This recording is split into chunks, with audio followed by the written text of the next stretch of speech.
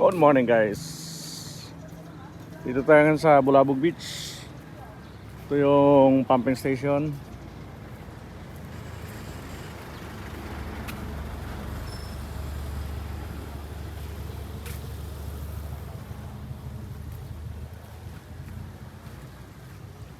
Napakakalmado ng dagat dito guys. Alright.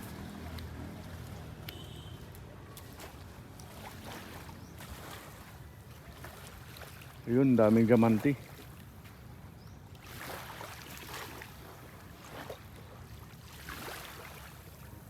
Maaga pa. Maya pa yan, mga alas 9 yung water activities. 7:34 in the morning, September 13, 2023.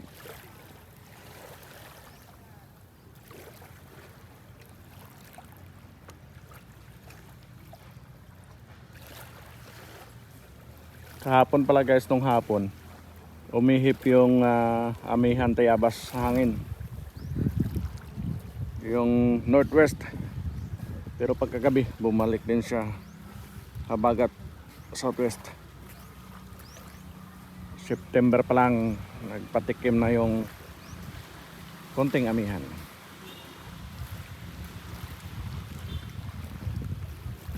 Yan, ganito sa Bulabog, basta habagat. Morning. Hello. Hi. Ang bait mo. Hello.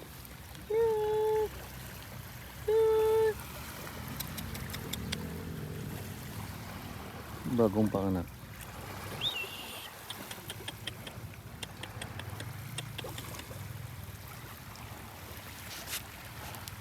Bye. Bait niya. Kaso huwag natin hawakan ng mga aso kasi nga hanggang-agap.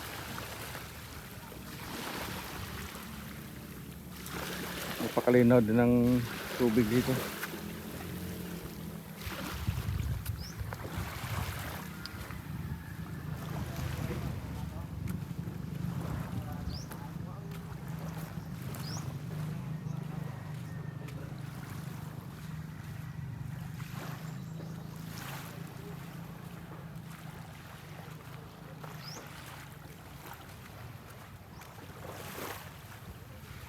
Ito guys yung Bulabog.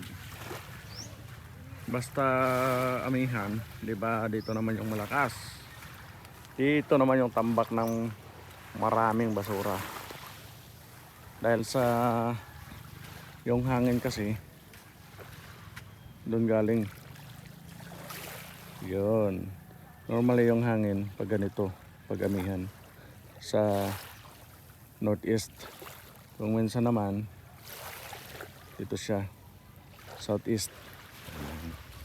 Kaya yung mga basura na nanggaling doon sa kabilang mga island o sa mainland, dito yan natatambak. Kaya kung maalala ninyo yung tinawag ni former president na Sispol, during amihan yun, dito yun. Yan, tsaka yung may lumalabas na tubig sa drainage. Ano? Dito yata yun. Dito yun dati. Pero ngayon, ano na to? Treated na yung tubig na lumalabas dito.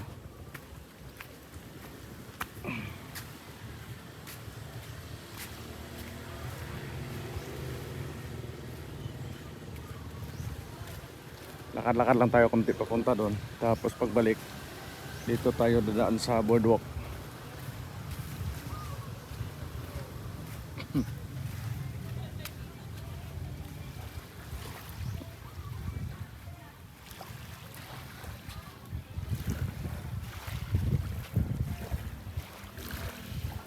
Kaya guys, kung halimbawa gusto nyo nga yung kalmado yung dagat dito sa Boracay, tignan ninyo during habagat season, pwede kayo magstay sa mga hotel dito sa may Bulabog. Pag amihan naman, yun, maganda magstay doon sa White Beach. Bagay, kahit saan lang kayo magstay, pwede naman kayo pumunta sa mga beach kung saan gusto ninyo.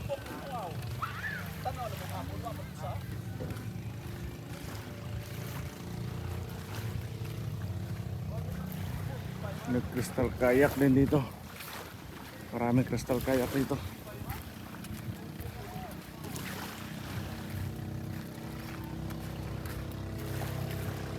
Yan ang mga pinupuntahan ng mga turista dyan. Yung niyog na naka-slant.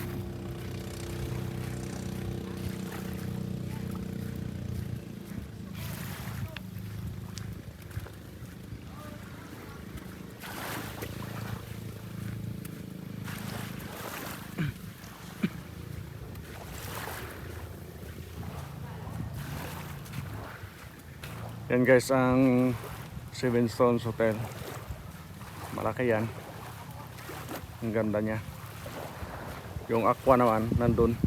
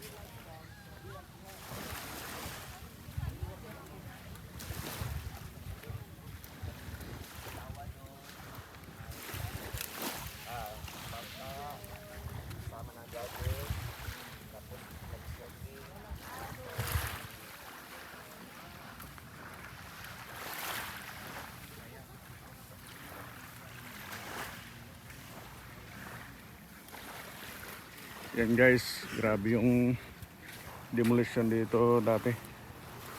Yung mga building kasi niyan hanggang dito yan. So nagkaroon ng easement. Kaya sinira yung portion ng mga building.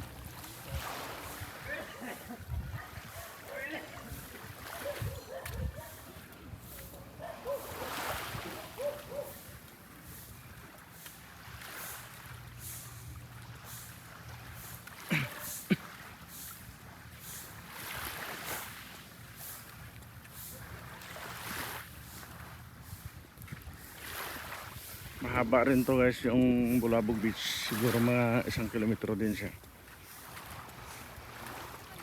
Ang White Beach kasi nasa 4.4 kilometers yun.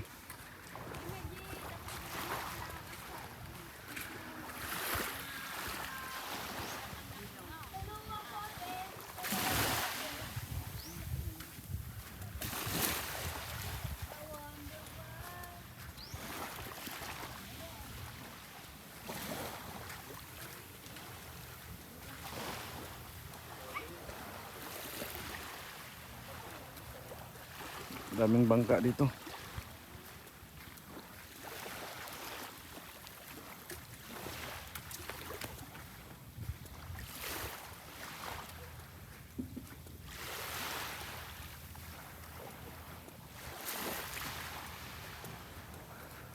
Ayan yung dulo niyan guys. Yan na yung Ate Village.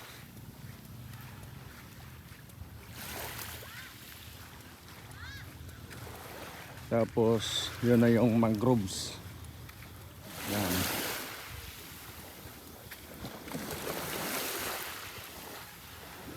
At yan ang Aqua Boracay.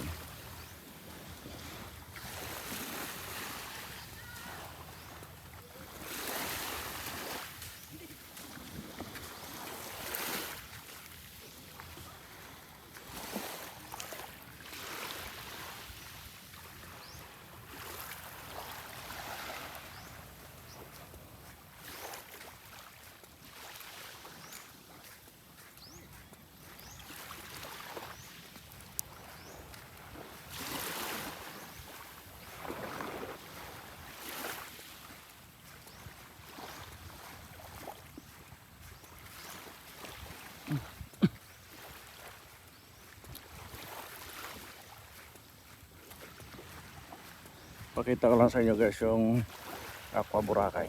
Tapos balik na tayo doon sa bundok.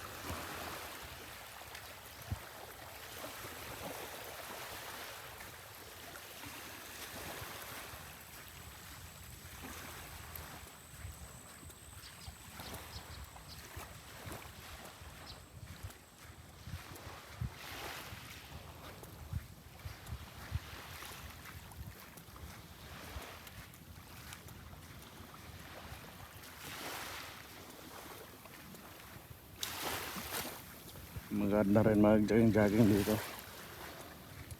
Mahaba din kasi siya. Or pwede rin doon sa boardwalk para flat na flat.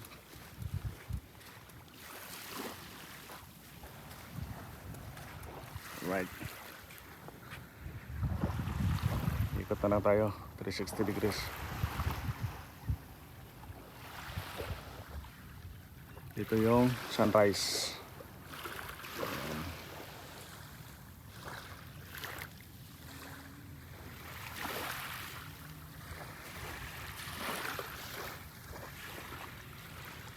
At yan ang Mount Loho. Yun yung Mount Loho view deck.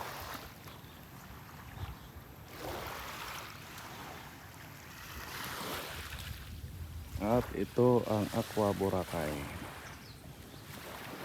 Alright.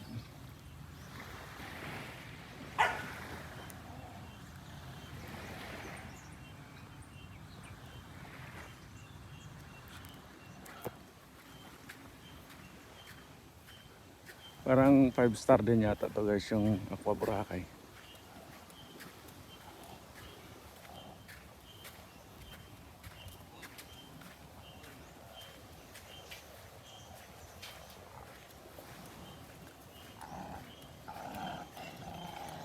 At ito yung boardwalk.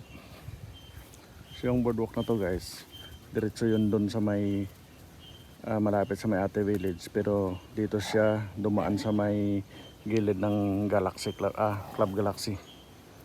Yung malaking club dyan. Tapos diretso yun doon sa Bulabog Road.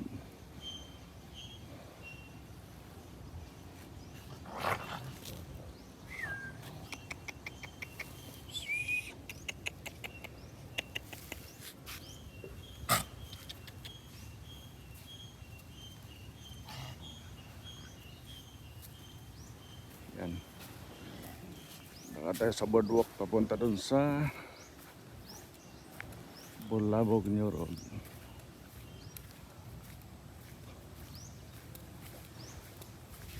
Ganda ng front beach ng Aqua. Well maintained siya. Tignan nyo.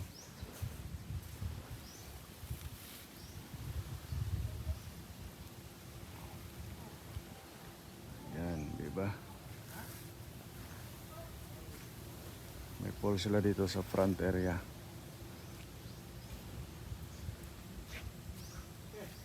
Alright. Tapos dyan sa may gilid niya, may bakanting lote.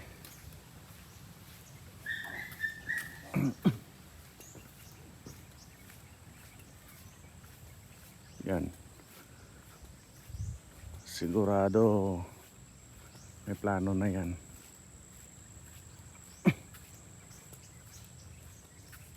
Baka balang araw ay may tatayo na rin ditong resort. May nakita kasi ako na soil testing dyan dati. Yung dinidrill yung lupa para ma-testing yung ano niya. Parang density test yata yun.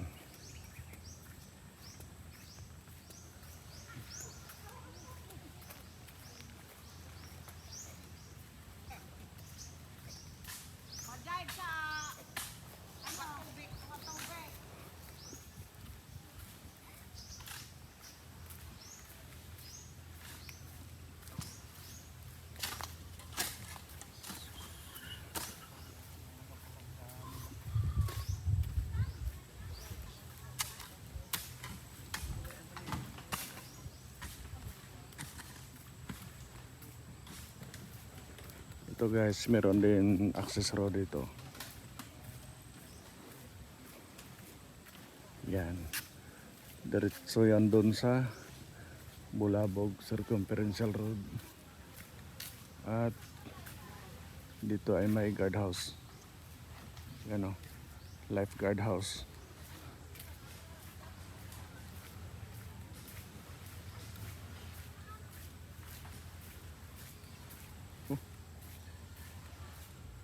Tunog fire truck yun ah.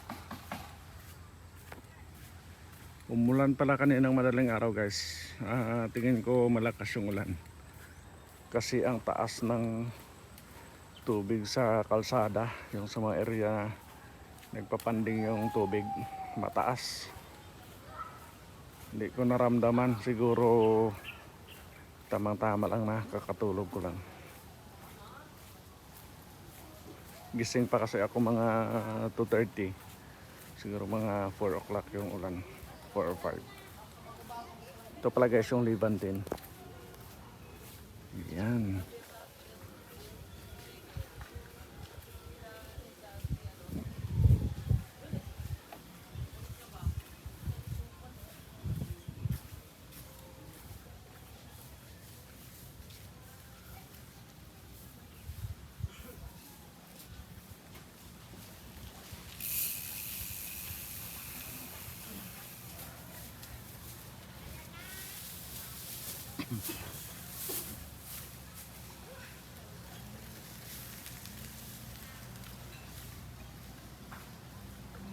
Napakaganda ng mga establishments na nandito guys.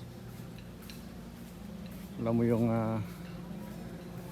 pagising mo sa umaga, tapos naka crystal window ka, tapos unti-unting lumiliwanag, saka maya-maya ay sunrise na. Perfect kasi yung location niya dito sa sunrise area. Ito kasi gusto ko na location ng limbawa yung room. Alam mo yung pag umaga, unti-unti siyang lumiliwanag. Yan ang 7 stones.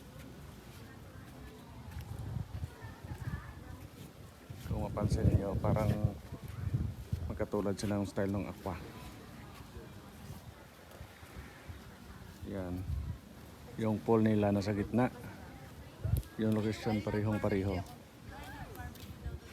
Right.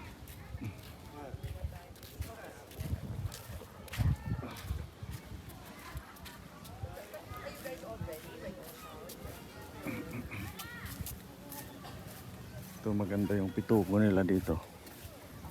Yan. Ito guys, yung ganito na klase ng pituko, lalaki yan. Yan, yung maiksi lang yung tangkay niya. Hindi yan nagsasanga. Yan o. Yung babae kasi tumutubo yung mga pups niya sa gilid. Tapos namumunga rin.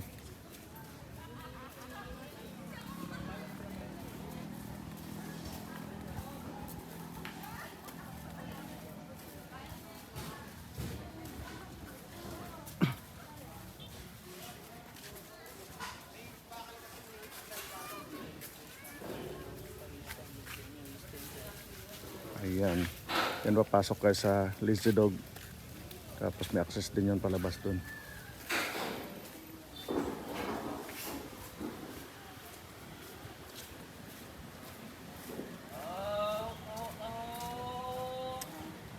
Ito, ayos din to guys. Diba dati yung building na to, abot yan hanggang dun. Hanggang dun. Imagine nyo kung gaano kalaki yung binakbak. Tapos yung natira na lang nila, nasa 2 meters na lang. So nagawan pa rin ng paraan. Diba, nipis-nipis na lang ang building. Yan. Pero napakaganda pa rin ng diskarte niya sa harap. Naka-glass lang siya. Ito rin oh. Yan. Sobrang liit lang nila pero nagawa pa rin. Ito naman, bago to. Dati may bakod pa to na yero. Ngayon, May bakod pa rin na yero. Yan, pero nagawa na. Maganda. Hindi ko pa alam kung ano yan. Ang design niya mukhang warehouse. Parang warehouse. At ang ganda na ng signage dito.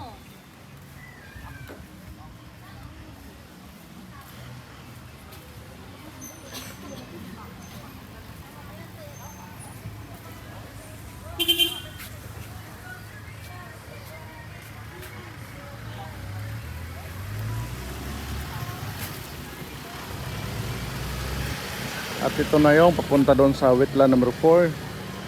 Yan, White Beach na yun doon, guys. So ito yung area na kumbaga pinaka makitid na porsyon ng Boracay. Pag tinignan nyo yung isla ng Boracay, mula doon sa White Beach hanggang dito, 1 kilometro lang yan. Beach to beach, 1 kilometro. And then mula doon sa dulo sa Puka hanggang doon sa Cagban Port, 7 kilometers lang yan.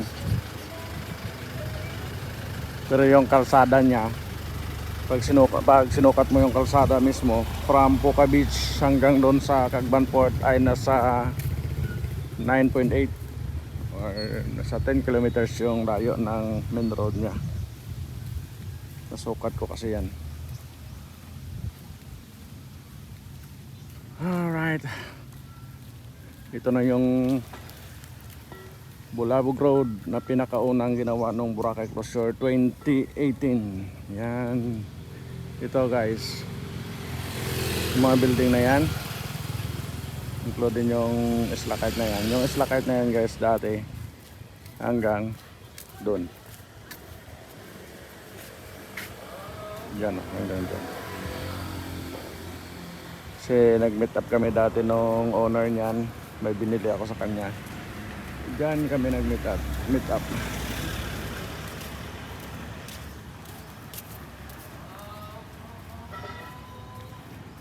So nung sinira yung mga building dito, grabe. Tawag nga ng DENR, Dramatic Road. Dramatic Road daw to. Kasi nung sinira mga building dito, grabe ka dramatic. Siyempre iyakan.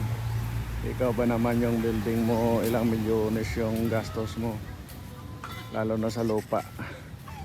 Kasi tax declaration dito, hindi naman siya private titled.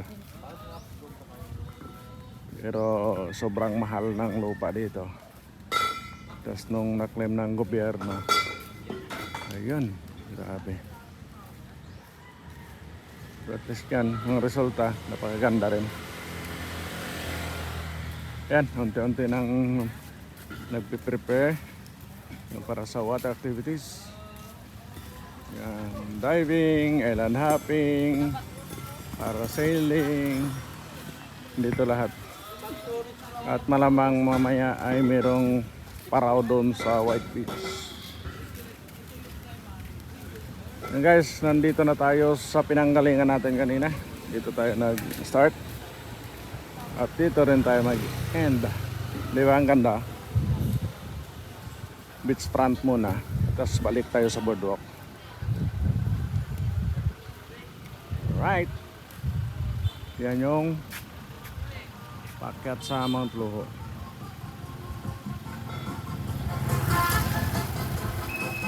At ito naman yung kalsada dito. Tawag namin dyan ay Bulabog Old Road. Yan. Kasi dyan dati yung pinakaunang kalsada ng Bulabog papunta doon sa Station 1 Main Road. Kaya nung dinaanan natin kanina, yun na yung Bulabog New Road. Yan, para madaling tandaan. Pumping station, operational. So sa mga bago pa lang nakapanood sa video natin dito sa pumping station, ang trabaho ni pumping station ay from the main road, pero ngayon ay umulan, may malaking drainage yan dyan, tapos pupunta siya dito. Ang mangyari ay i-treat niya yung tubig Pag na-treat na niya na yung tubig, parang sticky na style, parang sewage treatment plant. Pag malinis na yung tubig, ay itatapon niya dun sa malayo na yun kung saan yung may yate, 1 kilometer away. So itatapon niya yung tubig. Hindi naman potable, pero at least malinis na siya. Kumbaga ay parang tubig ulan na siya, na hindi nanggaling kung saan saan, kundi ay parang diretso na siya. Yan yung purpose ng pumping station. So lang guys, yan lang yung video natin for today. Bulabog Beach. Thank you for watching and keep safe everyone.